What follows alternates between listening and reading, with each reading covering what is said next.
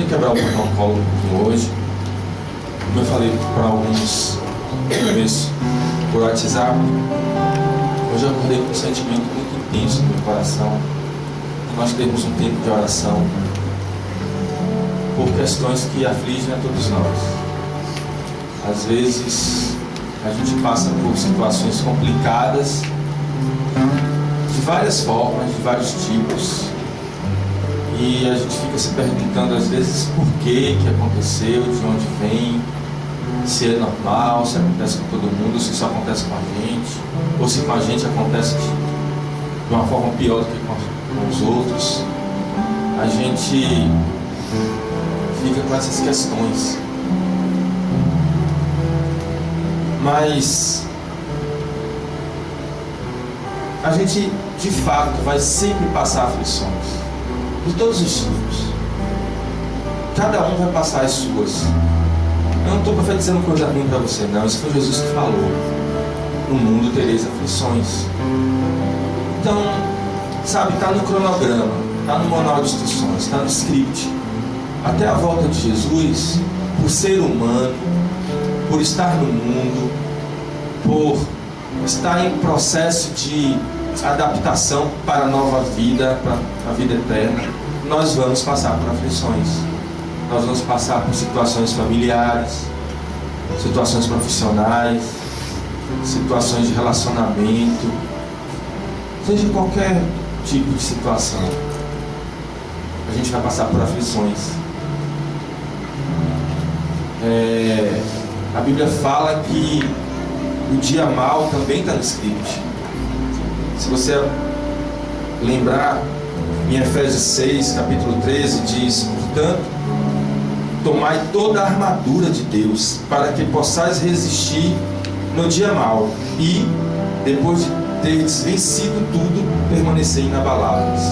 Veja que ele não diz aqui se aparecer o dia mau, ou se tiver um dia mau. Ele não diz se. Ele diz que tome sua armadura,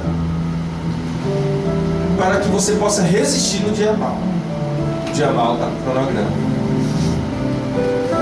Os cristãos, quando se convertem, eles não recebem uma anuência do dia mau. Eles recebem uma proteção para o dia mau. Entendeu a diferença?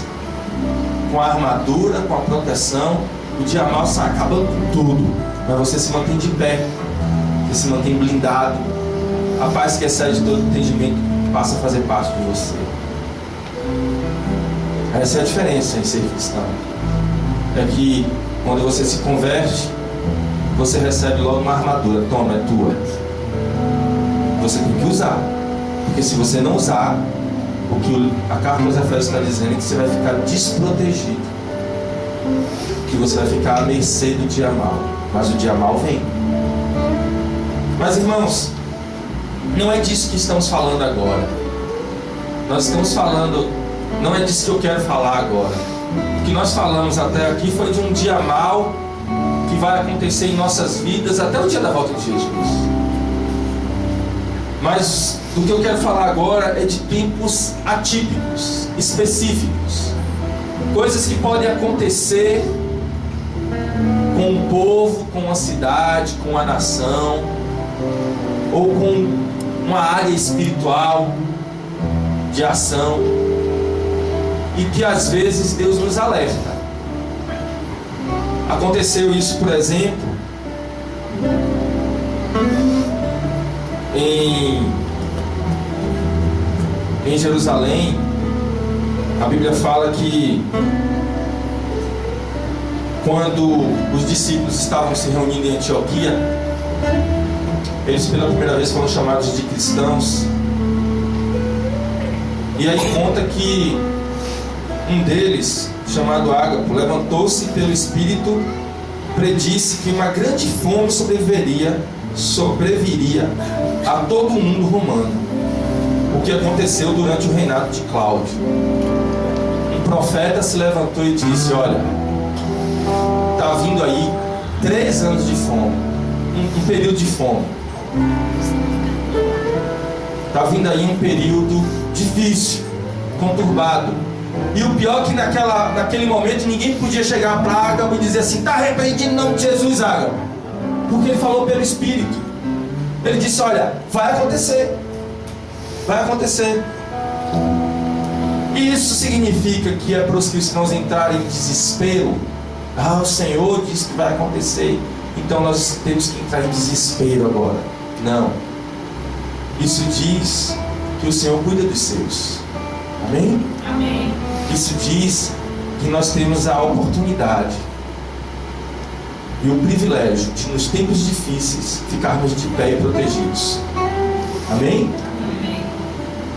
Inclusive, a gente estava conversando ali mais cedo e Júnior lembrou um texto que é em Amós, capítulo 3, versículo 7, que diz o seguinte: certamente o Senhor, o soberano, não faz coisa alguma sem revelar o seu plano aos seus servos, os profetas. Por isso que ele avisou a Ágabo, por isso que ele avisou alguns outros profetas de tempos difíceis que haveriam. Sabe, gente, não precisa ser muito profeta para saber que a nossa nação está passando por um período muito difícil. Os economistas ano passado já disseram: ano de 2015 vai ser um momento difícil. Quem tiver emprego, que segure seu emprego, não façam prestações, não acumulem dívidas, porque a coisa vai apertar e porque a coisa vai ficar complicada. Eles disseram isso, os profetas da economia. E a gente ouve, às vezes a gente crê, às vezes a gente não crê, às vezes a gente arrisca, às vezes a gente nem lê jornais, e a gente vai tocando nossa vida como se nada tivesse acontecendo. Mas eu creio que não é só uma situação econômica. Deus tem colocado no meu coração um sentimento de que tempos difíceis virão realmente. Na verdade, eles já chegaram, né? Tempos de corrupção. Você começa a ouvir escândalos na Petrobras, escândalos em operações que a Polícia Federal gosta de dar nomes engraçados. Dizem, inclusive, que todo esse escândalo que está acontecendo na Petrobras é gorjeta em relação ao que está vindo por aí, que é o do BNDES. E aí você vê começar a acontecer um efeito dominó, a economia trava, as pessoas param de comprar, e aí o mercado começa a ficar complicado, e isso afeta em casa, isso afeta na hora de você ir no mercado fazer a feira, isso afeta na hora de você pagar a conta de luz, que por sinal também aumentou demais. E aí você começa a passar tempos difíceis, tempos complicados. E vocês sabem de uma coisa? Parece que dinheiro é o pai dos tempos, das coisas difíceis. Aliás, isso é bíblico, né? A Bíblia fala que o amor e o dinheiro é a raiz de todos os males. Sabe o que significa? Que quando você tem uma crise financeira em casa, parece que o marido começa a ficar menos paciente com a esposa. Parece que a esposa começa a cobrar mais o marido. Parece que os filhos começam a ficar, incômodos demais aos pais. E os pais começam a ficar ríspidos demais com os filhos. E aí vira um terror. E aí você chega em casa abalado emocionalmente, porque as coisas estavam difíceis lá no trabalho. Aí você chega em casa cansado. E aí parece que tudo começa a virar uma bola de neve, um efeito dominó. Mas a promessa que Deus tem para nós é justamente o contrário disso.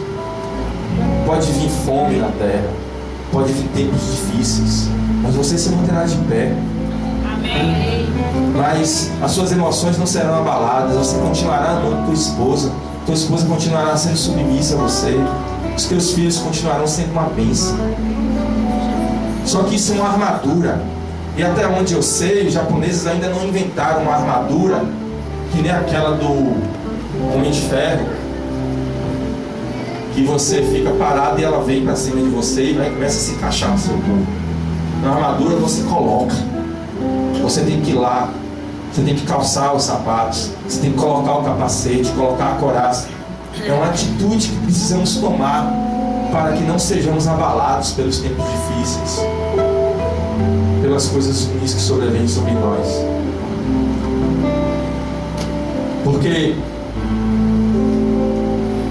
você começa a pensar assim: eu estou com problema com meu pai, estou com problema com minha mãe, estou com problema com minha esposa, e às vezes não percebe, não discerne que aquilo veio por uma questão de crise.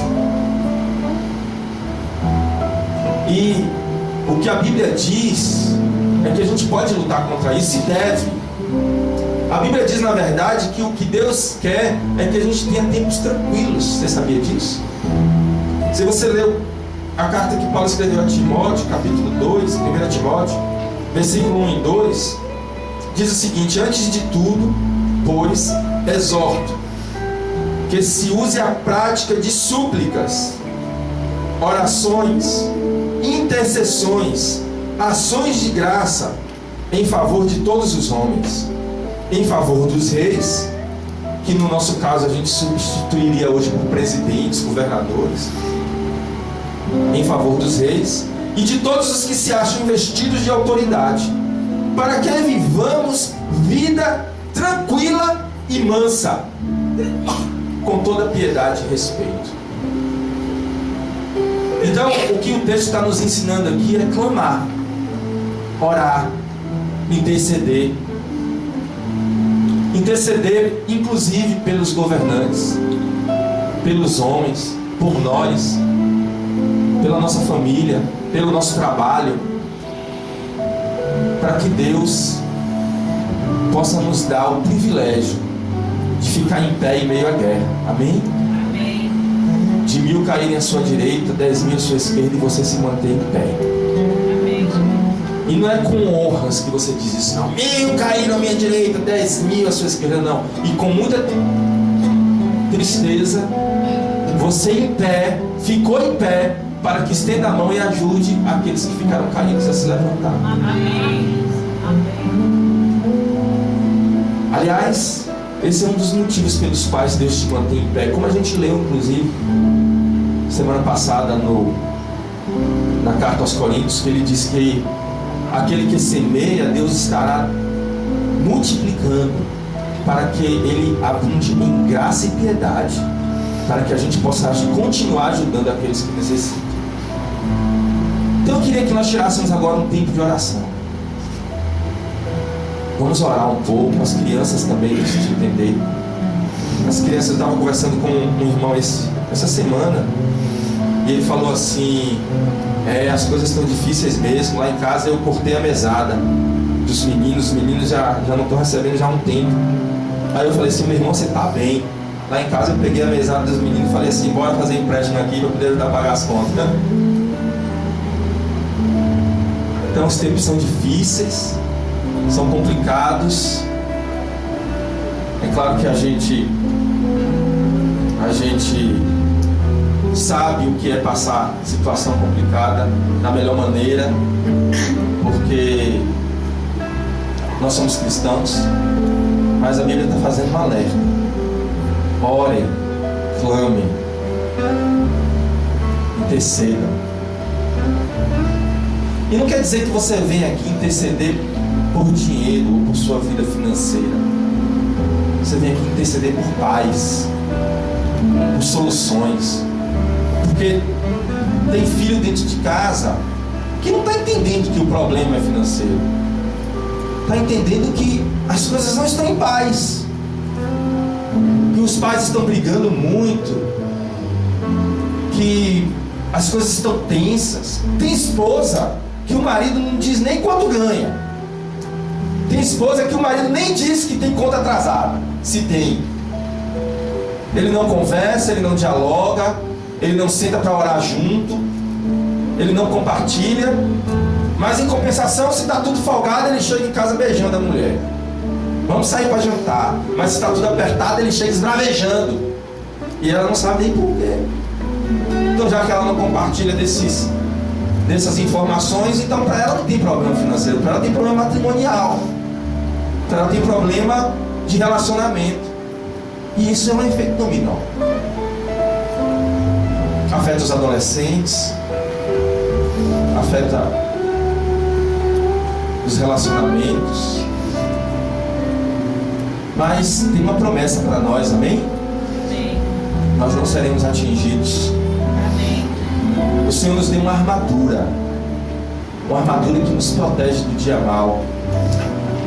E o Senhor nos deu uma arma poderosa, que é a que a gente acabou de ler agora. Ele nos deu o poder de clamar, de orar, de interceder. Sabe? Há poder nisso. Senão a gente rasga essa página da Bíblia e esquece.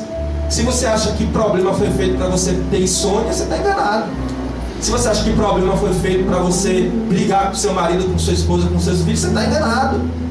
Se você acha que problema foi para você ficar em crise emocional, ferir a sua alma, angústia, brigar com todos ao seu redor, ficar mal com todos ao seu redor, se você acha que problema foi feito para você fugir dos seus problemas, você está enganado. Você está enganado. Problema foi feito para você crescer e amadurecer. E como cristão você tem o poder da oração, do clamor, da intercessão, da súplica. É isso que faz trazer sobre nós o favor do Senhor, amém? Amém. E juntos, a Bíblia fala que como igreja, aquilo que nós ligássemos na terra seria ligado no céu. Juntos como igreja, a gente tem o poder de orar e dizer: Senhor, são tempos difíceis, mas nós queremos permanecer de pé. Nós queremos blindar a nossa alma. Tem pessoas que têm passado em definições profissionais. Tem gente que está trabalhando e não está feliz onde está trabalhando. Tem gente que não está trabalhando e não está feliz porque não está trabalhando. Tem gente que se formou e não sabe o que fazer com a formação. Tem gente que se formou, começou a trabalhar e teve vontade de voltar para fazer outra. E isso causa angústia. E isso desestabiliza tudo ao seu redor. E quem foi que te disse que essa angústia veio para acabar com tua vida? Na verdade tem um texto em Amós também que diz uma coisa mais contundente ainda. Acaso acontece alguma desgraça em alguma cidade sem que seja permitida por Deus? E se você acha que Deus não manda tempestade sobre a vida de ninguém, o que aconteceu com Jó? Não foi o diabo que foi pedir a Deus para poder atacar a vida de Jó, não. Quando o diabo aparece lá diante de Deus, ele estava distraído. Ele nem tinha percebido. Onde é que você estava, Satanás? Você estava aí de passear pelos quatro cantos da terra. Só acabou, a conversa terminava ali. Aí Deus vai e instiga ele. Por acaso viste meu servo Jó, homem íntegro, fiel? Aí eu lembro que tem um pastor que ainda fala assim, que Satanás faz igual, tem que assim: ah, foi bom você ter tocado nesse assunto. Quer dizer, ele não estava nem percebendo. Mas já que você tocou nesse assunto, ele está assim porque ele tem tudo que ele quer. Foi Deus que provocou aquele negócio. Foi Deus que deu a ordem: vai lá, toma tudo que tem, só não toca a vida. E aí, foi Deus ou não foi Deus que mandou? Você sabia que você precisa ficar atento até para como agir, para que você possa chegar para o Senhor e dizer assim: Senhor, eu aprendi a lição, tá? Não precisa mandar a tempestade, não. Tem gente, irmãos, tem famílias, casais, pessoas que brigam por muito pouco, que se estressam por muito pouco, fecham a cara por muito pouco, criam confusões por muito pouco. E aí Deus fala assim: você está achando que isso é problema? Peraí que você vai ver o que é problema. E aí Deus permite que venha uma avalanche sobre sua vida, para depois você dizer assim: eu era feliz, não sabia. Agora você sabe o que é ser feliz, né? Então eu sei que para alguns é inevitável. Então se você olhar para você e perceber que há uma certa imaturidade nas suas atitudes, você fala: Senhor, me ajuda, deixa eu crescer um pouco mais. Porque a gente já inclusive estudou isso aqui. As tribulações vêm para aperfeiçoar a nossa vida. Por isso que a Bíblia fala que é melhor obedecer. Obedece. Para de frescura, para de coisas bobas, para de questões bobas. Porque ficar se detendo com questões medíocres, com brigas tolas, é tirar a armadura. E tirar a armadura te deixa desprotegido no dia mal. E quando o dia mal vier, você sofre. E sofre mais do que todo mundo. Então, para alguns, a tempestade pode ser inevitável. Mas você pode clamar também. E dizer: Senhor, me ensina a amadurecer. Me ensina a crescer. Me livra do dia mal. Ou me livra das consequências do dia mal. No final das contas, tudo é clamor. Tudo é clamor. Tudo é interceder. É claro que, além de interceder, orar e clamar, a gente tem que deixar de plantar vento. Porque, como dizem os chineses, quem planta vento colhe tempestade. Tem tempestades que vêm porque a gente chamou. Porque a gente não amadureceu. Porque a gente não fez o que era certo.